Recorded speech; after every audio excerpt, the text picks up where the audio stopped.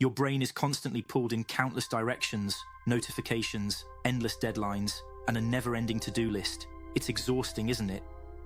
But what if I told you there's an ancient method to quiet the noise, bring your mind into laser-sharp focus, and finally crush your goals?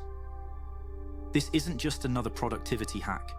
This is a life-changing philosophy that has stood the test of time.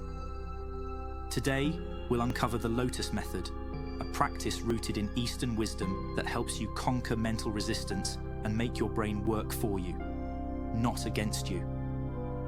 By the end of the video, you'll not only understand how to tackle hard things, but also enjoy the process of doing them.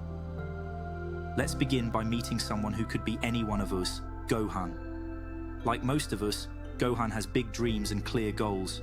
He wants to get fit, excel at his job, and improve his relationships. On paper, it seems simple. He knows what he needs to do, and he's motivated to do it. Yet every time he tries to take action, something pulls him back. Instead of starting his workout, he's scrolling through his phone. Instead of tackling that important project, he's refreshing his social media feed. It's not that Gohan lacks motivation. In fact, he's consuming endless self-help content, motivational podcasts, inspiring books, and even productivity tips. But when it comes to doing the actual work, his brain resists. He knows what he should do, but he just can't seem to do it. This isn't just a Gohan problem, it's a universal one.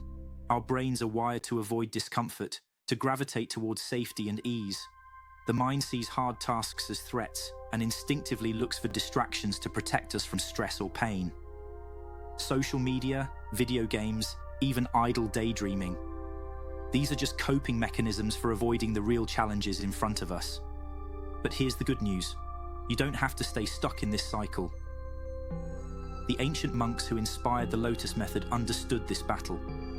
They didn't try to overcome the mind's resistance with brute force.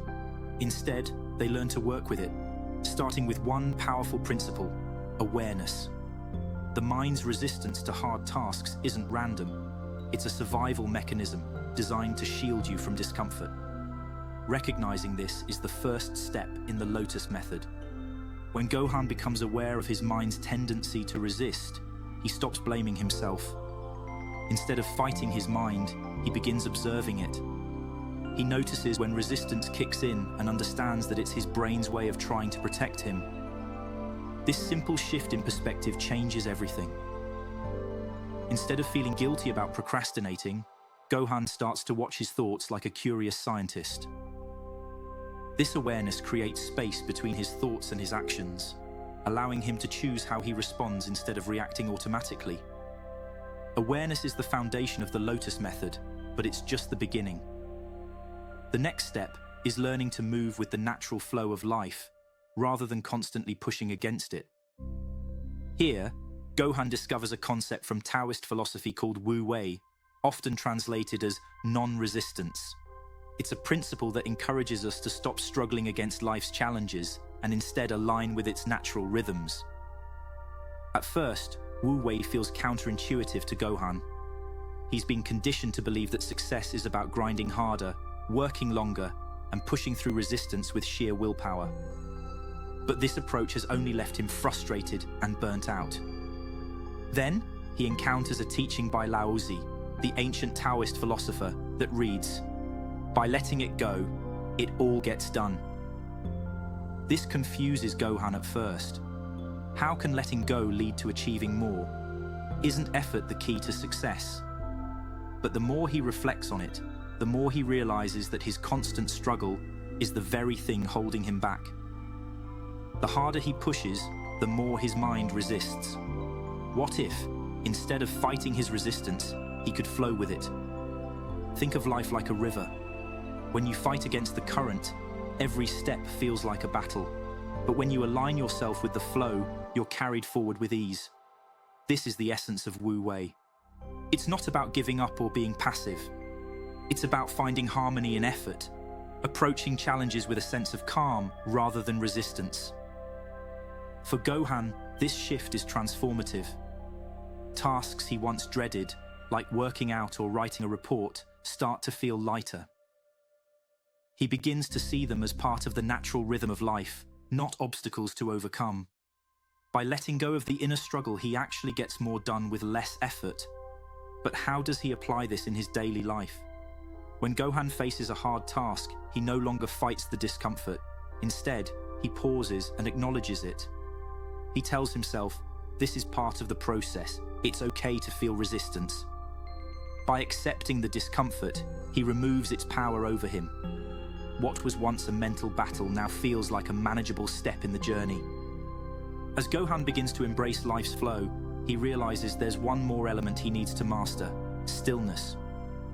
In our hyper-connected world, where constant notifications keep our minds restless, stillness feels almost impossible. But the ancient monks knew that true clarity and strength come from quieting the mind. This is where the practice of zazen, or sitting meditation, comes in. Zazen isn't about emptying the mind or forcing thoughts to stop. It's about sitting with your thoughts and observing them without attachment. Imagine your thoughts as clouds passing through the sky. You don't try to grab them or push them away. You simply watch them float by.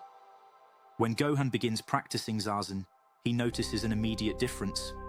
The constant chatter in his mind starts to quiet. He feels more centered, more focused. This stillness becomes the anchor for everything else in his life. With a calm mind, he can approach hard tasks with clarity and purpose. Discipline is often misunderstood. For many of us, the word conjures up images of strict schedules, self-denial, and endless grinding. It feels heavy, like a constant burden. But in the Lotus Method, discipline is something entirely different. It's not about force, it's about alignment and consistency. Imagine a bamboo tree. It's strong enough to stand tall, but flexible enough to sway with the wind. That's the kind of discipline Gohan learns to cultivate, firm yet adaptable. The first step in building discipline is starting small. The monks who inspired the Lotus Method believed in the power of micro-actions. These are tiny, consistent steps that build momentum over time. For Gohan, this means breaking his big goals into bite-sized, manageable pieces. Instead of saying, "I'll write a book," he commits to writing 1 paragraph a day. Instead of "I'll get in shape," he starts with a 10-minute walk. These micro-actions may seem insignificant at first, but they create a powerful ripple effect.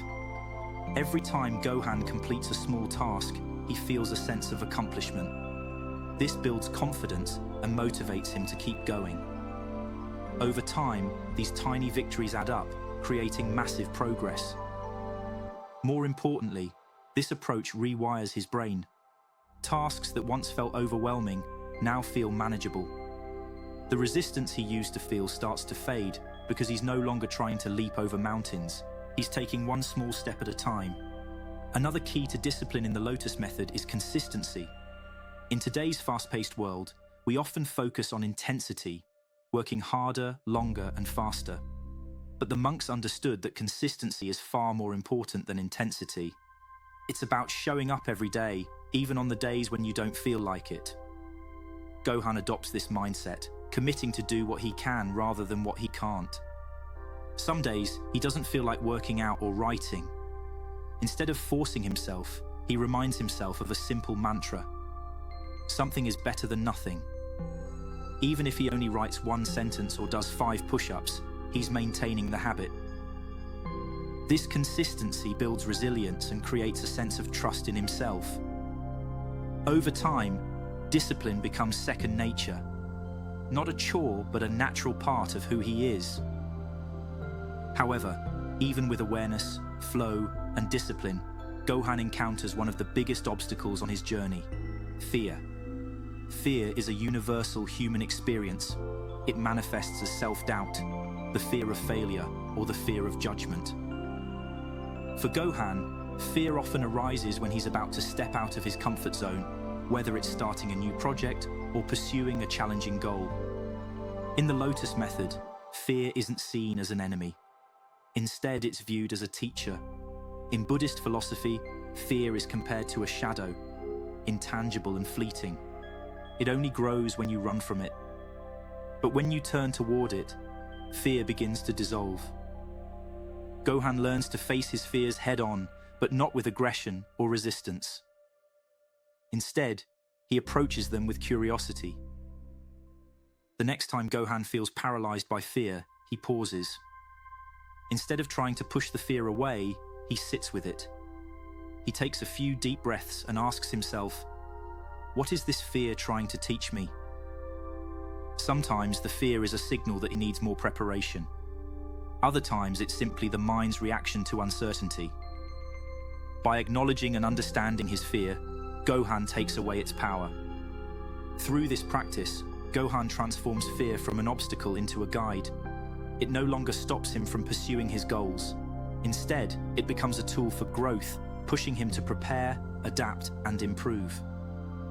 Each time he faces his fears, he becomes stronger, more confident, and more resilient. As Gohan continues his journey, he discovers the ultimate symbol of the Lotus Method, the lotus flower itself. The lotus blooms in muddy waters, turning its struggles into beauty. This powerful metaphor inspires Gohan. He begins to see his challenges not as setbacks but as opportunities to grow. Just like the lotus, he learns to rise above the mud and turn his struggles into strength. But transformation isn't just about big breakthroughs. It's about the small daily practices that keep you grounded and focused. For Gohan, this means embracing the final step of the Lotus Method, reflection and integration. Reflection is where the real magic happens. Without reflection, the lessons you learn fade away and your growth stagnates. Gohan sets aside time each evening for a simple yet powerful reflection practice. He asks himself 3 questions. 1. What did I do well today? 2. What could I improve? 3. What did I learn? These questions help Gohan deepen his understanding of himself and his journey. They allow him to celebrate his successes, learn from his mistakes, and carry those lessons forward. This nightly ritual becomes a cornerstone of his growth, helping him integrate the principles of the Lotus Method into his daily life. Over time, Gohan notices profound changes in himself. Tasks that once felt overwhelming now feel manageable. Fear that once paralyzed him now fuels his growth. Discipline that once felt like a burden now feels like a source of strength. He's no longer battling his mind. He's working with it, aligning his actions with his goals and his goals with his values. The Lotus Method isn't just a set of practices, it's a way of life. It teaches you to embrace challenges, to find beauty in struggle, and to grow through resistance. It's about transforming your mind from a battlefield into a garden, a place where clarity, focus, and growth can flourish. As Gohan reflects on his journey, he realizes the greatest lesson of all. The mind is not your enemy. It's your greatest ally when you learn to understand it. The resistance, fear, and distractions we face aren't obstacles. They're opportunities to grow, to learn, and to become the best version of ourselves. So, what about you? Are you ready to quiet the noise, embrace life's flow, and unlock the power of your mind? The Lotus Method is waiting for you. All it takes is that first step. Thank you for watching. If this video resonated with you, don't forget to like, share, and subscribe for more wisdom. And remember, the lotus blooms in the mud, just as your greatest potential lies within your greatest challenges.